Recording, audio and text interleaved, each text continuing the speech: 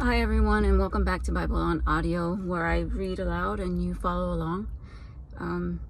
So yesterday was Thanksgiving, and today I'm feeling kind of just beat up. I wonder if that's you, just tired, just not sure where what we're supposed to be doing now that Christmas is right around the corner.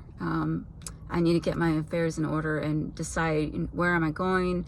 Am I making Christmas dinner? Am I buying presents? Am I making them? Am I sending cards? Or am I just gonna stay where I'm at home and just chill and let it go go on by and celebrate, with just those at home? But I don't know where you're at, and if you're joining me, I just want to open up in some prayer that we can settle our hearts and our minds so that we can study a little bit today and just dive in.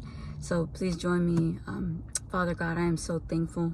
I'm so thankful for yesterday being Thanksgiving, and for the family I was able to see, for the family that I miss, and to know that they are okay. And for those that aren't okay, Lord, I pray that there's healing. I pray that there's wisdom with the first responders, with the doctors. I pray that in this time of war, that you are there. I, of course, pray for peace. I pray for all those families that have somebody affected out there, and for the storms that are going on. May we have a moment here with you, quiet our storm within. May we give you our cares and concerns so that we can understand your word, so that we may be able to receive it and understand it so well that we're able to share it later. I thank you for this opportunity, God, and I ask that you bless the listener. Amen. So we're in Genesis 46, Jacob's journey to Egypt. So Israel took his journey with all that he had and came to Beersheba and offered sacrifices to the God of his father Isaac. Then God spoke to Israel in the visions of the night and said, "Jacob, Jacob." And he said, "Here I am." So he said, "I am God, the God of your father. Do not fear to go down to Egypt, for I will make of you a great nation there. I will go down with you to Egypt, and I will also surely bring you up again, and Joseph will put his hand on your eyes." Then Jacob arose from Beersheba, and the sons of Israel carried their father Jacob, their little ones, and their wives in the carts which Pharaoh had sent him to carry away. So Jacob is Israel, and so now they're making their way to Egypt, where he's gonna meet his son Joseph that he thought was dead. So they took their livestock and their goods, which they had acquired in the land of Canaan, and went to Egypt. Jacob and all his descendants with him, his sons and his sons' sons, his daughters and his sons' daughters, and all his descendants he brought with them to Egypt. Now these were the names of the children of Israel. Jacob and his sons who went to Egypt. Reuben was Jacob's firstborn. The sons of Reuben were Hanok, Palu, Hezron, and Carmi. The sons of Simeon were Jamil, Jamin, Ohad, Jachin, Zahor, and Shaul, the son of the Canaanite woman. The sons of Levi were Gershon, Kohath, and Merari. The sons of Judah were Onan, Shelah, Perez, and Zerah. But and Onan died in the land of Canaan. The sons of Perez were Hezron and Hamul. The sons of Issachar were Tola, Puva, Job, and Shimron. The sons of Zebulun were Sarid, Elon, and Jaleel. These were the sons of Leah, whom she bore to Jacob in Padan Aram, with his daughters Dinah. All the persons, his sons and his daughters, were 33 making the journey. The sons of Gad were Ziphion, Haggai, Shuni, Esbon, Eri, Arodi, and Areli. The sons of Asher were Jimnah, Ishua, Isiwi, Beriah, and Sarah, their sister. And the sons of Beriah were Heber and Malchil. These were the sons of Zilpah, whom Laban gave to Leah his daughters, and these she bore to Jacob, 16 persons. The sons of Rachel, Jacob's wives, were Joseph and Benjamin, and to Joseph in the land of Egypt were Manasseh and Ephraim, whom Asenath, the daughter of Potiphera, priest of On, bore to him. The sons of Benjamin were Bela, Becher, Ashbel, Gera, Neman, Ehi, Rosh, Mupim, Hupim, and Ard. Those were the sons of Rachel who were born to Jacob, 14 persons in all.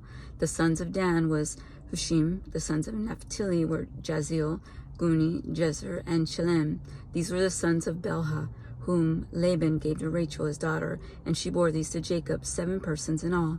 All the persons who went with Jacob to Egypt, who came from his body, besides Jacob's sons' wives, were 66 persons in all.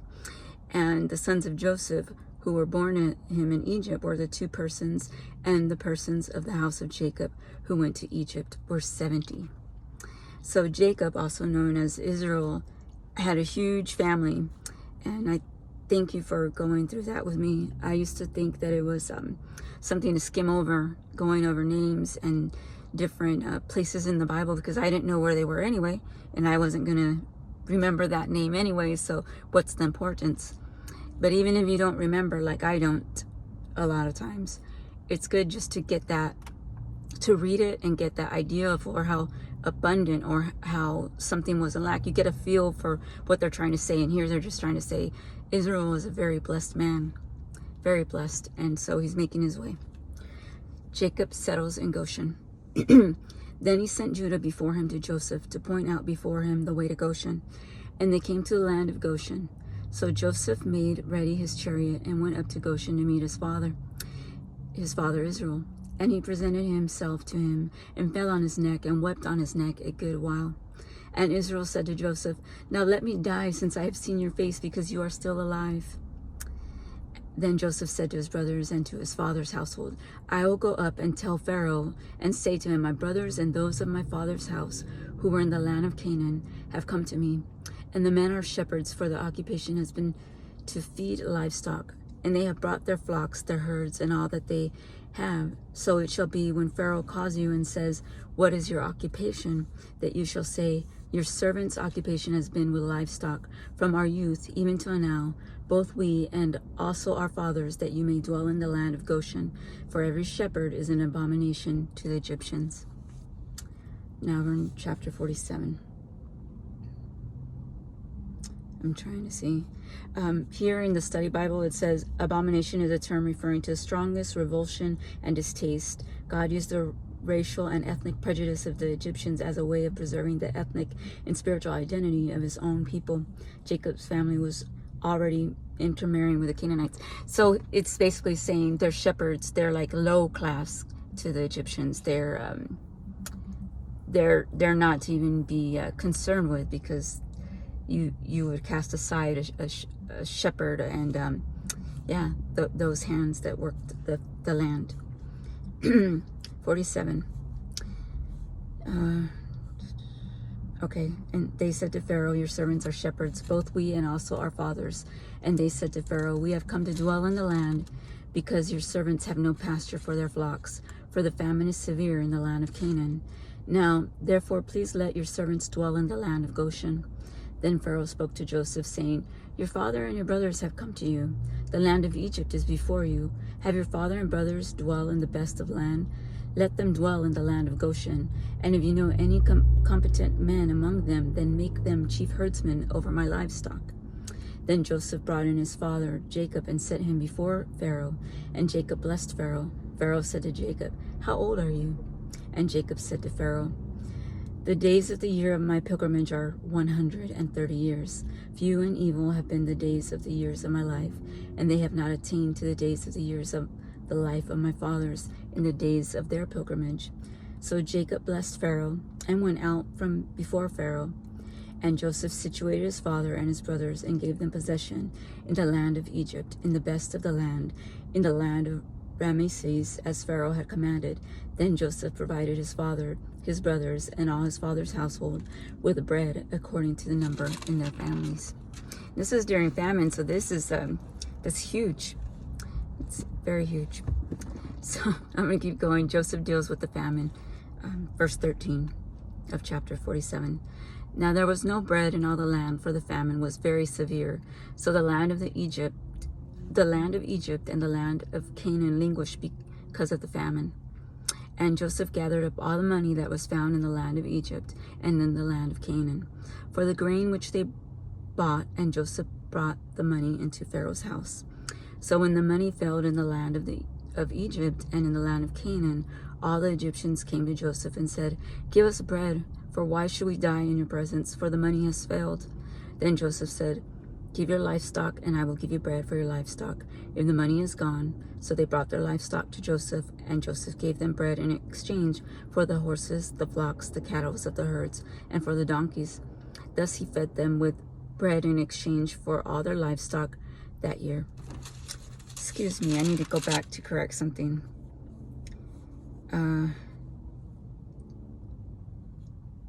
Okay, they are shepherds. I just want to make sure that Joseph's brothers are shepherds, and I said that right. Okay. So yeah, they would be trading in all their animals for that grain, and that means the people of Egypt who are starving, they might have horse or donkey or whatever they have, and they have to trade it if they want to eat. So we will continue on 20. Then Joseph bought all the land of Egypt. Okay. Then Joseph bought all the land of Egypt for Pharaoh, for every man of the Egyptians sold his field, because the famine was severe upon them. So the land became Pharaoh's, and as far as the people, he moved them into the cities from one end of the borders of Egypt to the other end. I feel I messed up. I did. Today's not going too well, so you guys are looking at me ready to go try to run and then get us through Genesis, because we're almost there, but I don't want to do a disservice by skipping over. So we will go back to 16. 16. Then Joseph said, give your livestock, and I will give you bread for your livestock, if the money is gone. So they brought their livestock to Joseph, and Joseph gave them bread in exchange for the horses, the flocks, the cattle of the herds, and for the donkeys. Thus he fed them with bread in exchange for all their livestock that year. When that year had ended, they came to him the next year and said to him, we will not hide from my lord that our money is gone, my lord also our herds of livestock. There is nothing left in the sight of my lord but our bodies and our lands. Why should we die before your eyes, both we and our land? Buy us and our land for bread, and we and our land will be servants of Pharaoh. Give us seed that we may live and not die, that the land may not be desolate. Then Joseph bought all the land of Egypt for Pharaoh, for every man of the Egyptians sold his field, because the famine was severe upon them. So the land became Pharaoh's, and as for the people, he moved them into the cities from one end of the borders of Egypt to the other end. Only the land of the priest he did not buy, for the priests had rations allotted to them by Pharaoh, and they ate the rations which Pharaoh gave them. Therefore they did not sell their land. Then Joseph said to the people, indeed, I have bought you and your land this day for Pharaoh.